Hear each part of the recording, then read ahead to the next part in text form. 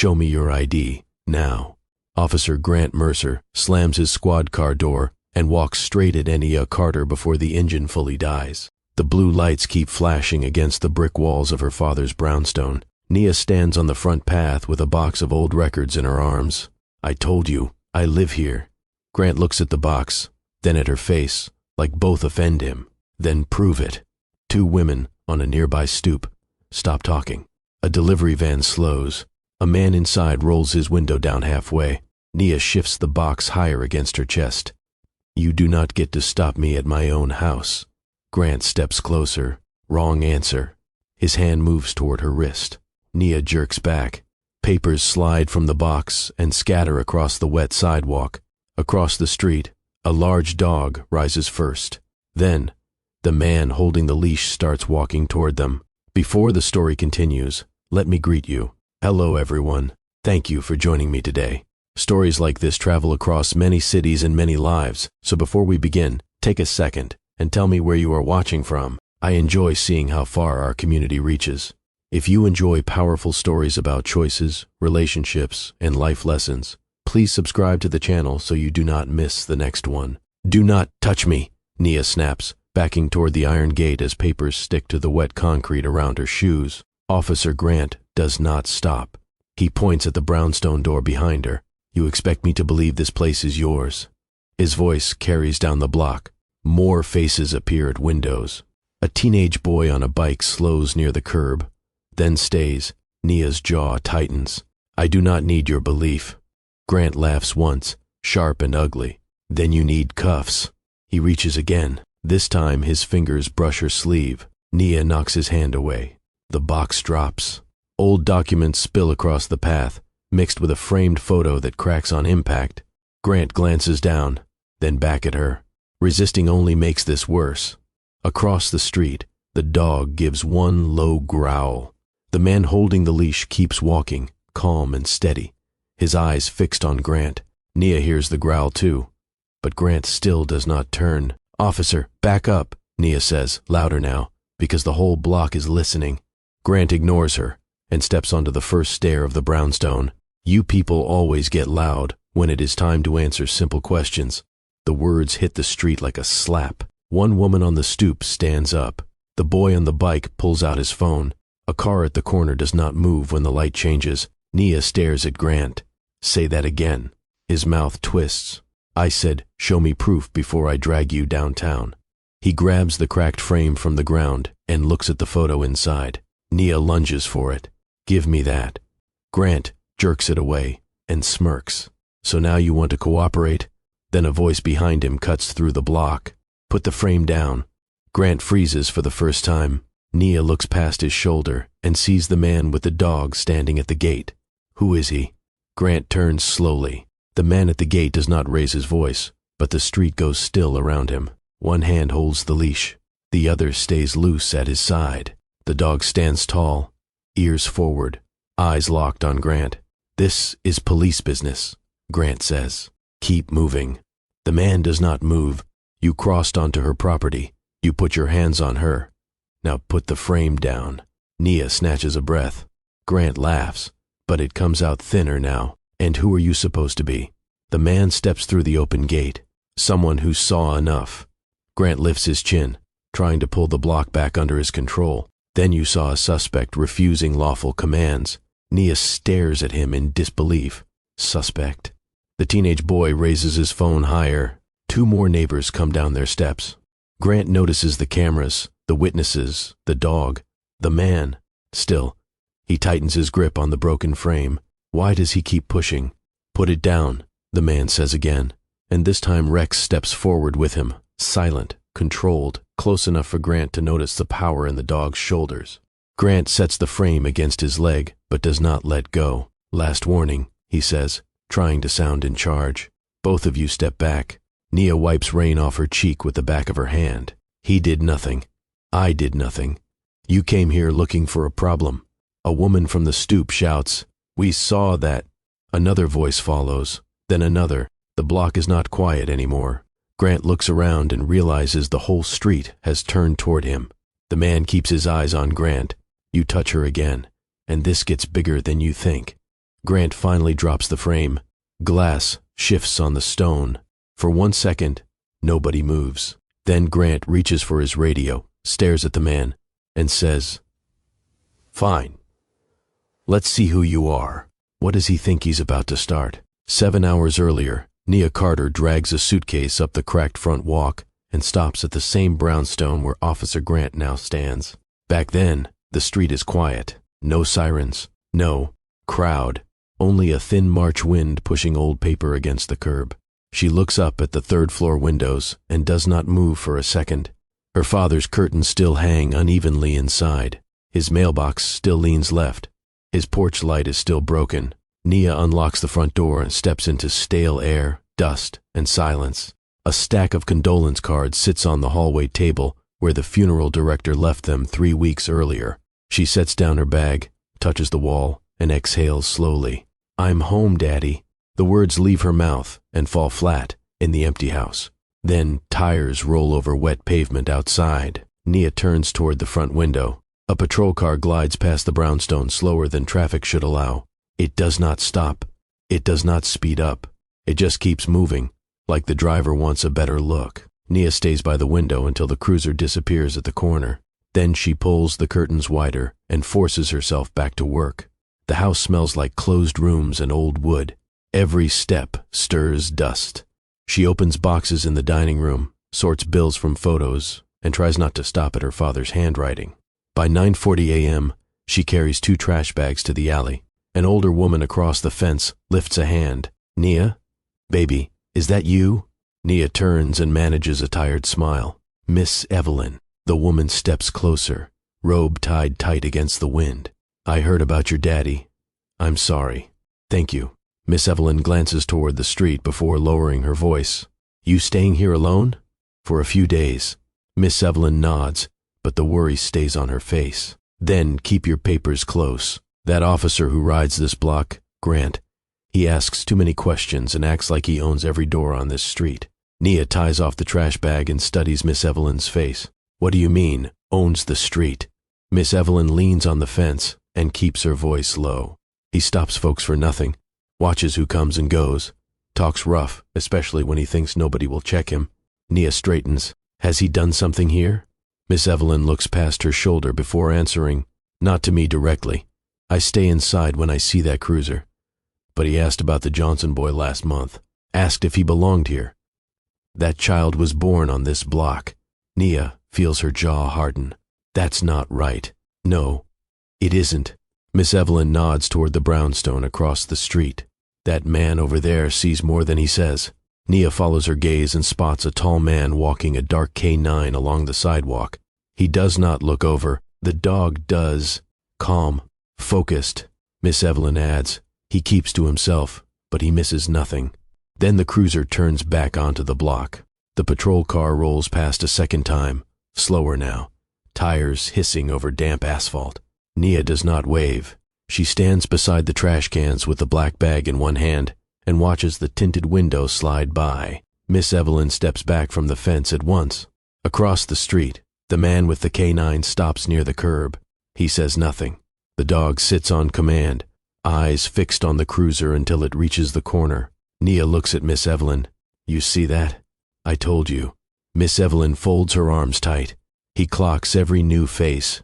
The cruiser turns the corner, but the pressure stays behind like it never left. Nia carries the trash inside and tries to focus. By noon, she is in the living room sorting photo albums, old church programs, and hospital receipts. Her phone buzzes with a missed call from the realtor. Then the doorbell rings once. Sharp. She opens the door and finds no one there, only a small package on the step and fresh tire tracks at the curb. Nia picks up the package and checks the label. It is addressed to her father, delivered 2 weeks too late. She carries it inside, sets it on the kitchen counter, and looks through the front blinds again. The cruiser is gone, but her chest stays tight. At 12:17 p.m., she forces herself back upstairs and opens her father's bedroom. His watch still rests on the dresser. His reading glasses sit beside an unfinished crossword. Nia presses a hand over her mouth, then reaches for a framed picture of the two of them at Navy Pier when she is 12. A knock hits the front door, harder this time.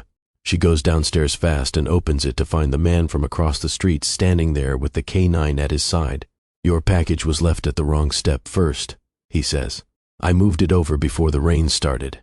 Nia nods, surprised. "Thank you." He glances toward the street. "That cruiser has passed 3 times. You noticed?"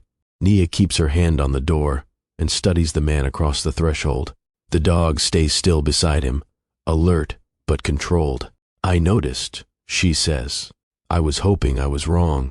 He gives one short nod. "You're not." His voice is low, steady, no wasted words. Nia glances past him toward the curb. Does he do this often?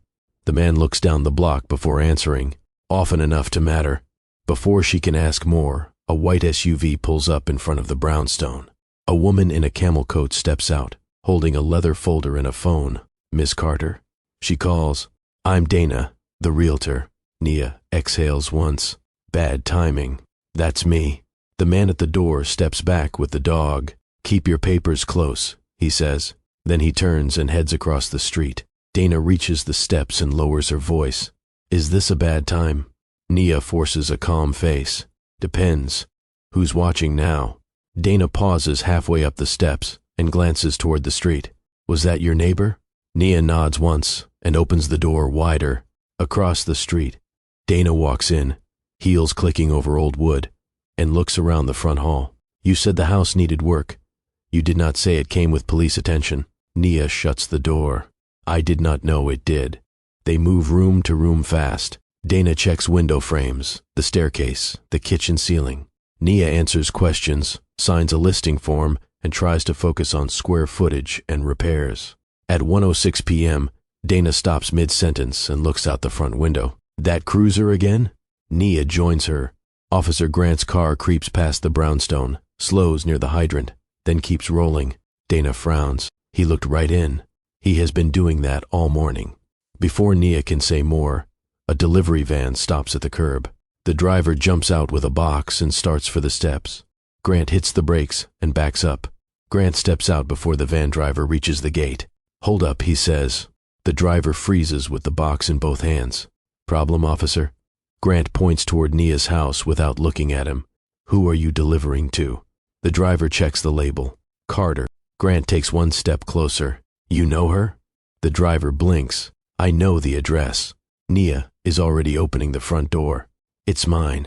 Grant turns, sees her, and keeps talking to the driver anyway. "Did she show ID when she signed for anything earlier?" Nia comes down the steps. "Why are you asking him that?" Grant finally faces her. Routine question. Dana appears behind Nia, folder tucked to her chest. "Routine for what?"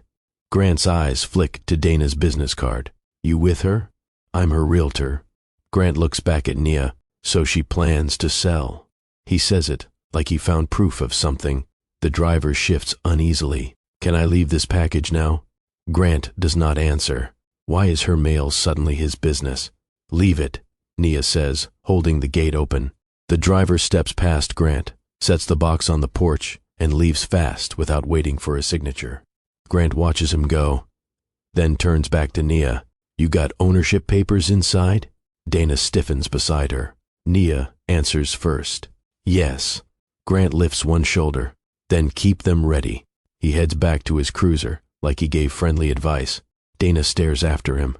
That was not normal. "No," Nia says. "It wasn't." By 2:30 p.m., Dana leaves with the listing folder and a tight look on her face. Nia locks the door, walks straight to her father's office, and starts opening drawers. Tax files, insurance forms, utility bills, old receipts. She finally finds the deed in a blue folder, along with gas and electric statements in her father's name. She places them on the desk and stares at them in silence. Then Miss Evelyn calls from outside the window. "Baby, he asked me if you were really supposed to be here." Nia turns cold. He is not guessing anymore. He is checking. Nia grabs the deed and hurries to the front window. Miss Evelyn stands at the fence, one hand pressed to her chest, eyes fixed on the street. Nia opens the window. "He asked you that?" Miss Evelyn nods, like you were a stranger, like your daddy did not live here 40 years. Nia looks down at the papers in her hand, then back toward the curb. The patrol car is gone again. But now she feels it everywhere. She steps onto the porch with the deed, the utility bill, and her father's tax record stacked against her coat. Across the street, Luke sits on his front steps with Rex beside him. He watches her once, then the corner, then her again. Rex lifts his head at the sound of an engine. Grant's cruiser turns back onto the block. Nia does not go inside this time. She stays on the porch, with proof in her hands. Luke rises slowly across the street. Grant eases off the gas and looks straight at her. What does he want now? Grant does not stop the cruiser this time. He rolls past Nia's porch, studies the deed in her hand, then keeps going. Nia watches him disappear at the corner and feels every eye on the block shift with him. 10 minutes later, she grabs her wallet, locks the brownstone, and heads for the corner store to clear her head. The air bites harder now. Her boots hit wet pavement in quick steps. She keeps telling herself this is still her street. Inside the store, she buys water, bread, and tape for moving boxes. When she steps back outside, Grant is already there, leaning against his cruiser like he knew when she would come out. "We doing this again?" Nia asks. Grant pushes off the door. "Depends. Got your ID now?" A man pumping gas across the lot looks over. A woman near the newspaper stand stops folding bills. Nia tightens her grip on the bag. "I already answered you." Grant steps into her path. "Then answer better." Nia shifts left to walk around him, but Grant mirrors her move and blocks the narrow strip of sidewalk between the store window and the cruiser. "You think saying the same lie twice makes it true?" he asks. Nia holds his stare. "You saw the deed." Grant shrugs. "Papers get forged." The woman by the newspaper stand looks up sharply. A teenager sitting in a parked car lowers his window and raises his phone. Nia hears the faint click of recording and sees Grant hear it too. He does not back off. "I bought bread," she says. "That is all I came here to do." Grant points at the bag in her hand. "You came here after complaints." "Complaints from who?" He pauses half a beat, then says, "People who live here." Nia turns toward the small crowd forming near the store entrance. "Did any of you call on me?" No one answers. No one steps forward. The silence hangs there, hard and ugly. Grant smiles like he won anyway.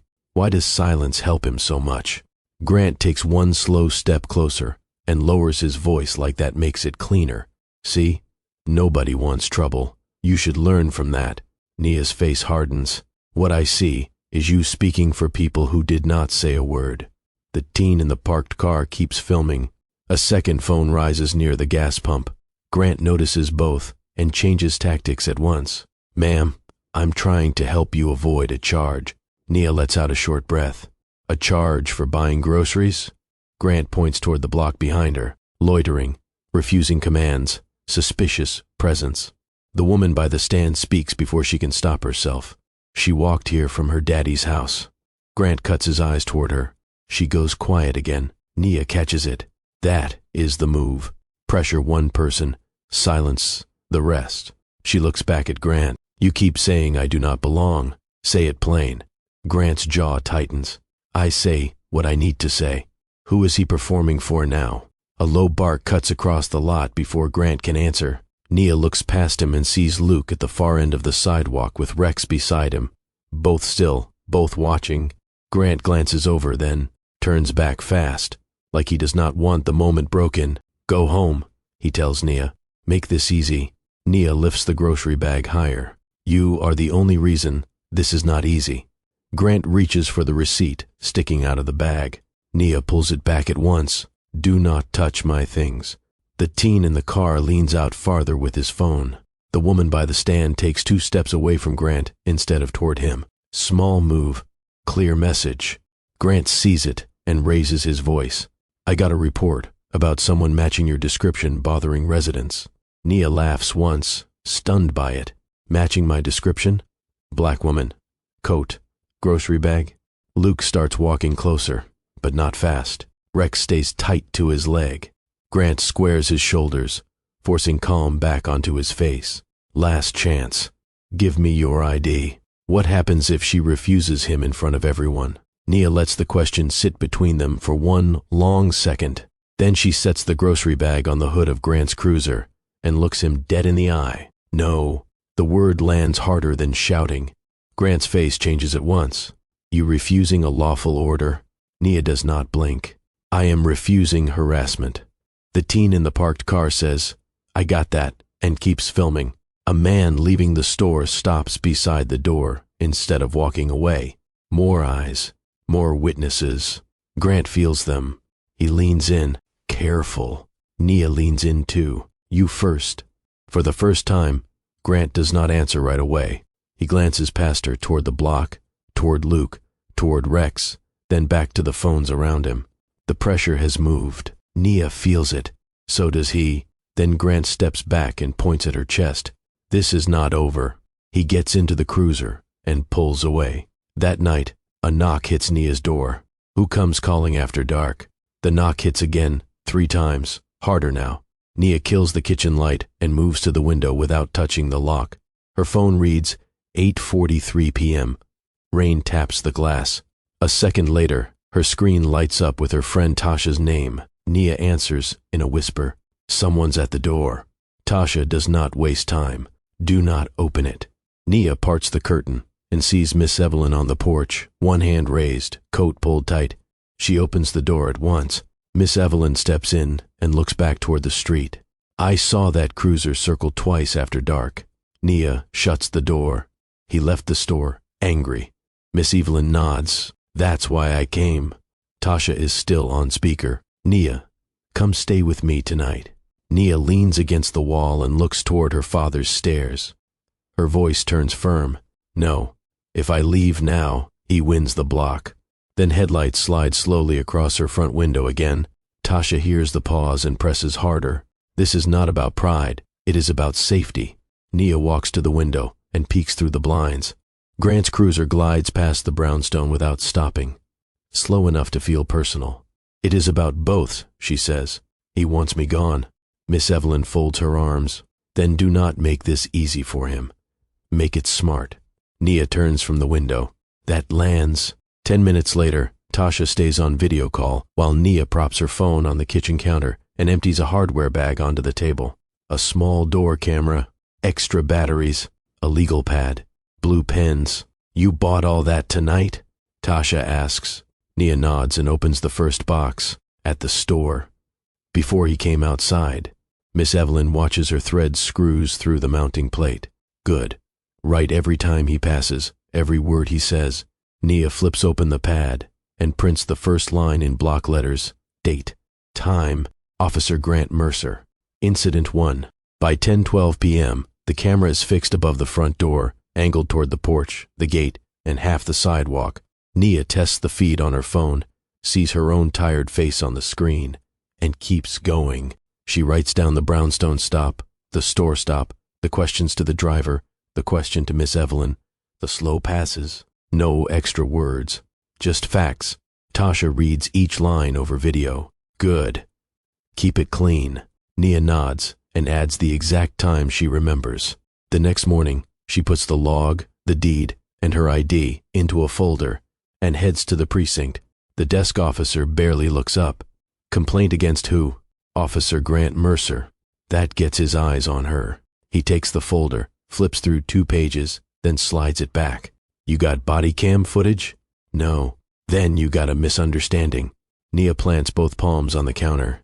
He stopped me 3 times in 1 day. The officer shrugs. Then maybe cooperate faster next time. How high does this go if they protect him? Nia does not move from the counter. He asked neighbors if I belong in my own father's house. The desk officer leans back in his chair and glances toward the hallway behind him. Ma'am, officers ask questions. That's their job. Nia pushes the folder forward again. Threatening me is not. He taps the cardboard edge with 1 finger. You got a witness willing to come in? Nia thinks of Miss Evelyn, of the woman at the newspaper stand, of the teen with the phone. Then she hears the answer before she says it. Not yet. The officer slides the folder back a second time. Then, I can note your concern. My concern? Nia's voice sharpens. He lifts one shoulder. That's what I said. She takes the folder, turns, and nearly collides with a uniformed officer entering the lobby. He stops, looks at the name written on the tab, and then looks at her. Mercer? He says, You filing on Grant? Nia studies his face. Why? Should I be worried? The officer at the lobby door glances toward the desk, then lowers his voice. I didn't say that. Nia holds the folder tighter. But you thought it. He says nothing for a beat, and that silence tells her enough. Then he steps aside and lets her pass. Outside, cold air hits her face like a slap. By the time she reaches her block, anger has burned through the last of her doubt. She is done waiting for someone else to fix this. Luke is on a ladder across the street, replacing a porch bulb, while Rex sits below, still as stone. Nia unlocks her gate, then stops. You were right, she says. Luke looks over. About what? She lifts the folder. Keeping records. He comes down one rung at a time. Keep dates, times, witnesses. Save everything. Nia nods. I filed anyway. Luke studies her face. Good. Before she can ask how he knows so much, an engine turns onto the block. Grant's cruiser slows in front of both houses. He sees Nia and Luke talking, and this time he does not look away. Grant keeps rolling until his cruiser reaches Nia's curb, then stops so hard the front end dips. Luke stays on the ladder. Nia stands inside her gate with the complaint folder still in her hand. Grant lowers his window and looks at Luke first, not her. Problem here? Luke answers without coming down. Not until you stopped. Grant's eyes shift to Nia. Funny. I just got another suspicious activity call on this address. Nia opens the gate and steps onto her walk. From who? Grant opens the door. That's not your concern. It becomes my concern when you keep using my house. He shuts the door and starts up the path without waiting for permission. Nia's back stiffens at once. Do not come up here. Grant keeps walking, then stop giving people reasons to call. Across the street, Rex rises from his spot below the ladder and locks onto Grant. Two curtains move on the block. One porch door opens. Grant plants a boot on her first step anyway. Nia steps into the doorway before Grant reaches the top stair. You need to leave. Grant looks past her into the front hall, like he belongs there more than she does. I need to make sure everything checks out. Nia plants one hand on the doorframe, not without a warrant. Grant laughs once, loud enough for the block to hear. You learn that from television? The insult lands exactly where he wants it, out in the open, with witnesses. Nia does not move. I learned it because this is my house. Grant raises his voice. Another level. Then why do I keep getting calls about someone who does not belong here? A window across the street opens wider. Miss Evelyn steps onto her porch. The teenage boy from the store appears at the corner with his bike. Luke climbs down from the ladder, one rung at a time, while Rex stands at the curb, silent and still. Grant notices the eyes gathering and leans into it. You want the whole block to hear this? Fine. What is he about to say next? Grant points at the camera above Nia's door and smirks. Nice setup. Trying to make yourself look innocent? Nia follows his finger, then looks back at him. Trying to keep records. Grant nods like she proved his point. Records of what, exactly? You refusing to cooperate? He says it louder than needed. A man farther down the sidewalk stops carrying his groceries and turns to watch. Miss Evelyn comes down 2 porch steps. The street is listening now. Nia keeps her voice even. Records of you stepping onto my property after I told you not to. Grant spreads his hands wide, performing for the block. Hear that? She thinks asking questions is a crime. No, Nia says. I think targeting me is... That lands harder than she expects. A woman near the corner mutters. She's right. Grant hears it. His face hardens. Watch yourself. Nia does not blink. You first. Across the street, Luke takes Rex's leash off the porch rail and starts toward the gate. Grant hears Luke's boots on the sidewalk and turns just enough to mark the distance. Then he faces Nia again and doubles down. You file one complaint, and suddenly you think you run this block? Nia grips the edge of the door so hard her knuckles pale. No. I think you do, and that's the problem. A few people on the sidewalk go still at that. Grant steps up one more stair, close enough for Nia to smell rain and coffee on his uniform. You need to lower your tone. This is my normal tone. Grant points at her chest. You keep provoking officers, and you're going to regret it. Luke stops at the gate. Rex stands beside him, silent, head high, eyes fixed on Grant's hand. Nia sees them in her side view, and keeps her focus forward. That sounds like a threat. Grant's mouth tightens. That sounds like advice. Miss Evelyn calls from her porch, then give it from the sidewalk. Grant does not look at her. Why is he acting like witnesses still do not matter? Grant finally takes one step back, but only one. You want the sidewalk? Fine. His voice climbs again. Next time I get a call here, I will not be this patient. The words hit the block and stay there. Nia stands in the doorway and lets everyone hear them. There should not be a next time. Grant stares at her like he wants her to flinch. She does not. Luke opens the gate and steps onto the walk, Rex close at his leg. You made your point, he says. Grant turns sharply. Did I ask for yours? Luke's face does not change. No. You forced it. That shifts the air at once. The neighbors feel it. So does Grant. For the first time, he looks at Luke like he might know there is more here than a quiet man with a dog. Grant backs down the steps, keeps his hand near his radio, and points at Nia one last time. Stay ready. He heads to the cruiser and pulls off. Nia exhales once. Luke looks toward the corner. Ready for what? Luke does not answer right away. He watches Grant's cruiser disappear, then looks at Nia's front steps, her camera, the open gate, the neighbors pretending to go back inside. For pressure, he says at last. He wants you tired before he wants you gone. Nia studies him. You say that like you know him. Luke rests one hand on Rex's collar. I know the pattern. Before she can ask what that means, he turns toward his house. Lock your gate tonight. An hour later, Nia stands at her upstairs window and looks across the street. Luke's living room glows blue from a monitor. She sees him seated at a desk, still, focused, one hand moving from keyboard to mouse.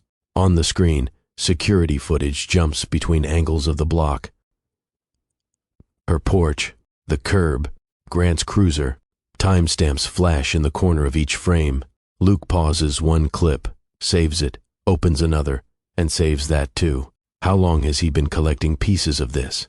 The next morning, Nia carries a box of old kitchenware to the curb and finds Miss Evelyn waiting by the fence with folded arms and fresh gossip. That man across from you, she says, nodding toward Luke's house. He served in the Navy, real special unit work, from what my nephew said. Nia sets the box down. Luke? Miss Evelyn nods. Came back years ago. Keeps to himself. Walks that dog. Watches everything. Nia thinks about the monitor glow, the saved clips, the way he never speaks before he measures the room. He does not seem like somebody who scares easy, Nia says. Miss Evelyn lets out a dry laugh. Baby. He seems like somebody who does not waste fear. That stays with Nia all day. By late afternoon, she is labeling donation bags in the dining room when Grant's cruiser creeps past again. Then again 40 minutes later. No stop. No words. Only the message. I'm still here. Across the street, Luke steps onto his porch with Rex and looks straight at the car. Why does Grant keep circling when he knows people are watching now? By 6:18 p.m., the streetlights blink on one by one, and Nia finally steps outside to breathe. She locks the brownstone, slips her phone into her coat pocket, and heads for the gate with a trash bag in one hand. She makes it 3 steps before Grant's cruiser cuts the corner and stops beside the curb. He gets out fast this time. Busy day? He asks. Nia keeps walking toward the cans. Not with you here. Grant falls into step beside the fence. You filed that complaint. It is not a question. Nia drops the bag into the bin and turns. You already know I did. Grant leans one forearm on the gate like he belongs there. That was a mistake. Nia's hand tightens around her phone in her pocket. You mean for you? His smile does not reach his eyes. I mean for you. Complaints make things harder. Inspections, questions, delays. You want to sell this place. Trouble scares buyers. Across the street, Rex rises from Luke's porch before Luke does. Why is Grant talking like he controls what happens next? Nia grips the cold metal of the gate and holds her ground. Are you threatening my sale now? Grant tilts his head like she missed the point on purpose. I'm explaining consequences. Nia lets out one short breath. For filing paperwork? Grant leans closer. For making noise where you should keep quiet. The words are low, but they hit harder than when he shouts. A porch light snaps on across the street. Nia hears Rex's tags jingle once, then stop. Grant sees her eyes shift and lowers his voice even more. You think people here will back you? They go inside when things get serious. Nia looks straight at him. You keep testing that. Grant taps one finger against the gate. No. I keep testing you. That lands colder than the wind. Across the street, Luke clips Rex's leash and steps off his porch. Grant is still talking. You had one chance to make this easy. Nia lifts her chin. And you had one chance to act right. Luke starts crossing the street. Grant's face hardens at that. Careful. He pushes the gate open with 2 fingers and steps just inside the line of her property, like he wants the point to land in her bones. Nia does not step back. Get off my side of the fence. Grant glances at her phone hand. Go ahead. Record this too. Nia pulls the phone out and lifts it between them. I plan to. That changes his tone, but not his intent. He leans in close enough to force the moment smaller. You keep making reports, and life on this block gets harder. You understand me now? Nia stares at him. I understand you're afraid of paper. Behind Grant, boots hit wet pavement in a steady rhythm. Luke's voice comes from the sidewalk, calm and flat. Step back from the gate. Grant turns. Luke is halfway across the street with Rex at his side, eyes locked on the line Grant just crossed. Grant straightens, but he does not move back. Luke keeps coming. What happens when Grant realizes this time the witness is not staying across the street? Grant turns toward Luke with a look that dares him to come closer. Luke does not speed up. He walks straight through the cold streetlight glow, with Rex tight at his side. I said step back, he repeats. Grant squares his shoulders. This does not involve you. Nia lifts her phone higher. It does now. For 1 second, nobody moves. Then Grant steps out of the gate, eyes still on Luke. Go inside, he tells Nia. Tomorrow, we finish this. He leaves before Luke answers. The next morning, gray light hangs over the block as Nia parks beside the curb with a trunk full of boxes for donation. She opens the hatch and lifts the first one against her chest. Miss Evelyn watches from her porch. The teen with the bike rolls by and slows. Across the street, Luke is outside with Rex, fixing a loose latch near his steps. Then Grant's cruiser swings onto the block, fast enough to make Nia stop moving. He parks behind her car and gets out. Hands where I can see them. Nia sets the box on the sidewalk instead of dropping it. I am unloading my car. Grant walks around the open trunk like he is inspecting a crime scene. You match the subject in a call I just got. Nia looks at the box, then at him. A subject carrying winter coats? Grant ignores that. Turn around. His voice is loud on purpose now. Windows crack open up and down the block. Nia does not move. No. Grant closes the distance in 3 hard steps. That's resisting. Miss Evelyn rises from her porch chair. The teen on the bike stops fully this time. 2 men near a parked truck turn and stare. Across the street, Luke straightens slowly, one hand still on Rex's leash. Nia points at the brownstone behind her. This is my house. Grant reaches for her arm. She jerks back before his hand closes. The box tips, falls, and bursts open across the curb. Coats, framed photos, and loose papers spill into the gutter. Phones come out at once. Who does Grant think he can scare now? Grant grabs Nia's forearm before she can step away from the mess at her feet. Stop resisting, he snaps, loud enough for the whole block to hear. Nia twists hard and shouts back, This is my house. The words ring off brick and glass. A woman across the street raises her phone. The teen with the bike is already recording. A man near the truck says, Yo, let her go, but does not step closer. Grant tightens his grip. You want cuffs too? Nia plants her shoes and yanks once more. Take your hand off me.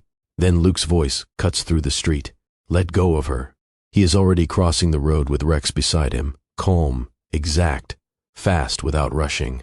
Grant turns his head, but does not release. Nia, back off, he says. Luke keeps walking.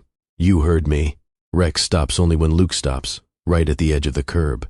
For the first time, Grant is not facing one woman alone. Does he still think he controls this block? Grant keeps one hand locked on Nia's arm and points at Luke with the other. Stay out of this. Luke does not raise his voice. You crossed into this when you put hands on her. Rex stands still beside him, head high, eyes fixed on Grant's grip. Nia feels every phone around them now, every window, every held breath. Grant feels them too, and that makes him meaner. She is resisting detention, he says. Luke's face does not shift. For unloading boxes at her own house? Grant barks back. I got a call. Nia pulls once against his hold. Then say, who called? He does not answer. Miss Evelyn steps off her porch. Nobody here called on her. That changes the block. A second voice says, not me.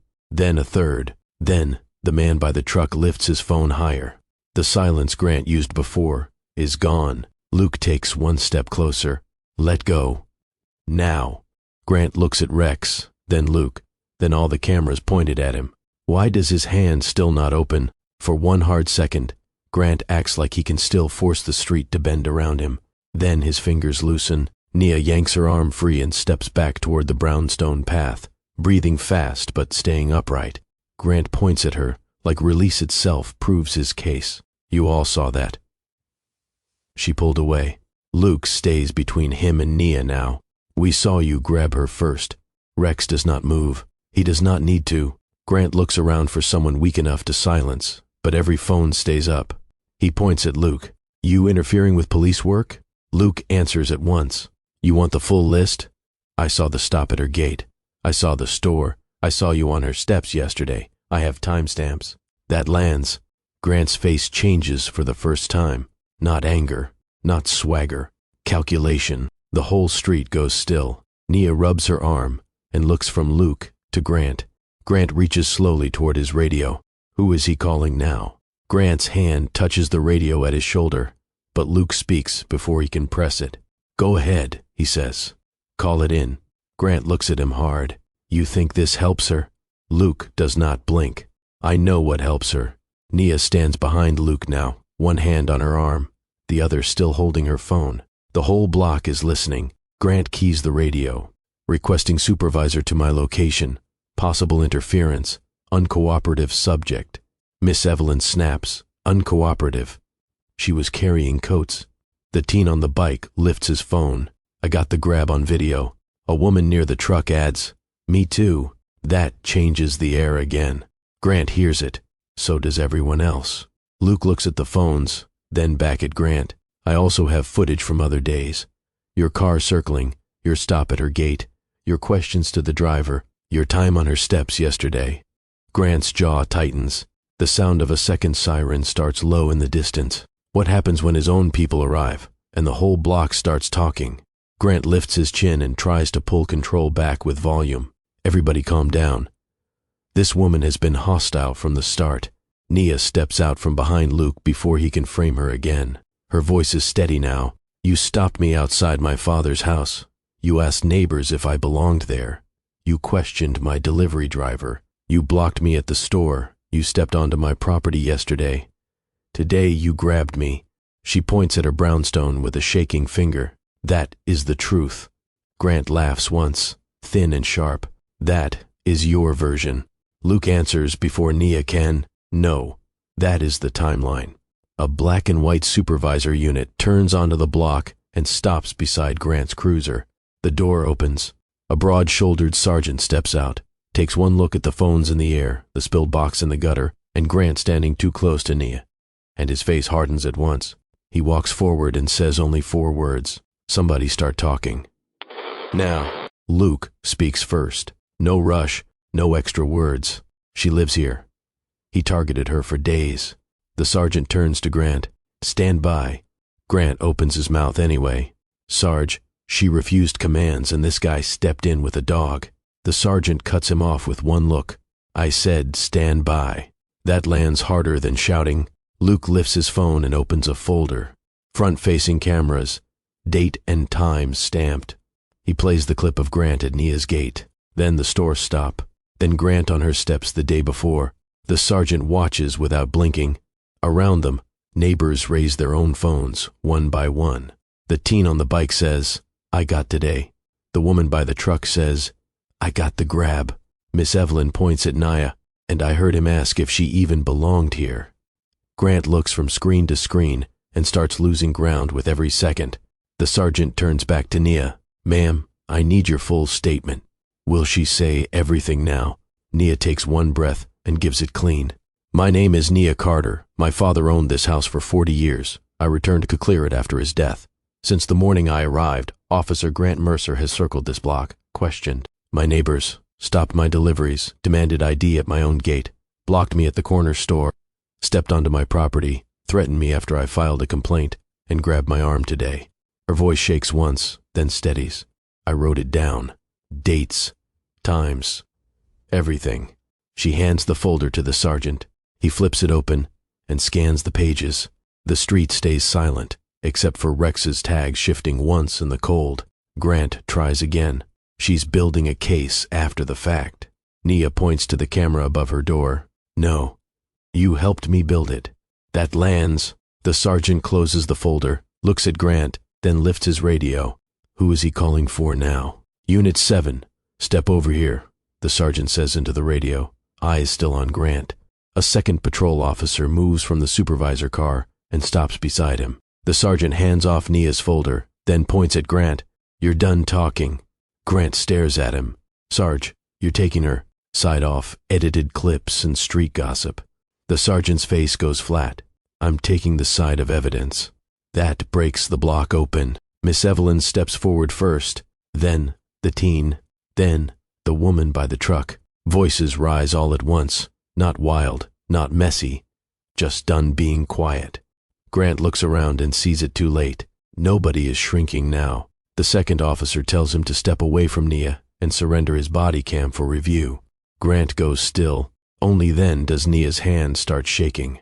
Luke moves one step closer, Rex seated at his side, silent as ever. He does not touch her. He does not need to. Grant is finally pulled back, and when the danger is gone, Nia breaks. Nia folds forward before she can stop it. One hand covers her mouth. The other still grips her phone like she might need proof again in the next second, but nobody is touching her now.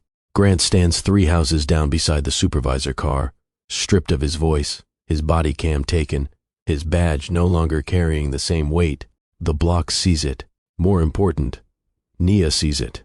Miss Evelyn reaches her first and catches her elbow. Breathe, baby. Nia nods, but tears break loose anyway. Luke stays close without crowding her. Rex sits by his leg, calm, watchful, steady as the street slowly starts moving again. The teen lowers his phone. The woman by the truck picks up the coats from the gutter. A man Nia has never met sets the cracked picture frame on her porch step with both hands, careful not to damage it more. For the first time since she came back to Chicago, the block does not look away. What changes when a whole street finally decides to stand with her? 3 days later, Nia steps onto the brownstone porch with a mug of coffee and stops short. Miss Evelyn is already at the fence, arguing with the mailman about a bent package. The teen with the bike rides past and lifts 2 fingers in greeting. The woman from the truck waves from across the street. Small things, normal things. They land harder than she expects. The block feels different because people are no longer pretending not to see her. By noon, 2 neighbors help carry donation boxes to the curb without being asked. One man fixes the loose porch rail her father kept meaning to fix. Another woman brings over lemon bars and says, "You should have been welcomed, right?" Nia thanks her and means it. Her realtor calls at 1:14 p.m. "We can still list this week," Dana says. Nia looks through the front hall, past the staircase, past her father's old chair, and out toward the street where people now speak to her by name. "No," she says, "not yet." This time, the choice is hers. Dana goes quiet for a beat. "You sure?" Nia walks into the living room and runs her fingers over the back of her father's chair. "I came here to sell fast because I wanted out before things got worse." She looks through the front window at the sidewalk, the fence, the porch across the street. "Now I want to decide without fear in the room." Dana exhales softly. "That sounds different." Nia nods. "It is." After the call, she opens the hall closet and finds her father's old toolbox still on the floor beside a stack of paint cans. She carries it out to the porch and starts tightening loose screws on the small side table he used every summer. Halfway through, boots stop at the gate. Luke stands there with Rex and a paper bag in one hand. "Miss Evelyn said your screwdriver set was terrible." Nia looks at the bag. "She sent backup?" Luke lifts it slightly. "Better tools." Rex sits beside him, calm as ever. Nia smiles before she can stop herself. Why does that feel bigger than it should? Nia opens the gate and steps back. You can come in. Luke walks up the path with Rex beside him and sets the paper bag on the porch table. Inside is a real screwdriver set, fresh batteries for the door camera, and wood glue for the cracked frame. Nia looks up at him.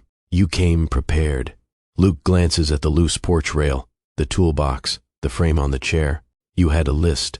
Rex settles near the steps, while Luke checks the rail with one hand. This bracket's off. Nia folds her arms. You always talk in repair notes? That pulls the smallest change across his face. Not a full smile, but close, only when it helps. They work in short silence. Tighten, hold, pass the screws. No strain in it now. After a minute, Nia says, "Thank you for stepping in." Luke keeps his eyes on the rail. You held your ground first. Nia looks at him. Still. You came across the street. This time he meets her eyes. You should never have had to stand there alone. That stays between them longer than either of them expects. By sunset, the porch rail is secure. The cracked frame is glued and clamped, and the block glows under soft orange light. Nia walks Luke and Rex to the gate, then stops on the top step and looks down the street. Kids ride past on scooters. Miss Evelyn laughs too loud at something across the fence. A city bus exhales at the corner. No cruiser slows. No eyes question her right to be here. Luke rests one hand on Rex's collar. You keeping the house? Nia looks back at the brownstone. For now. Then she looks at the street again. Maybe longer. Luke nods like that answer makes sense. After he leaves, Nia stands alone on the steps, one hand on the repaired rail, the other resting against the doorframe her father painted years ago. She does not feel watched anymore. She feels rooted. Grant being stopped matters, but that is not the whole ending. The real ending is simpler. She did not get pushed out. She stayed, and on this Chicago block, that changes everything.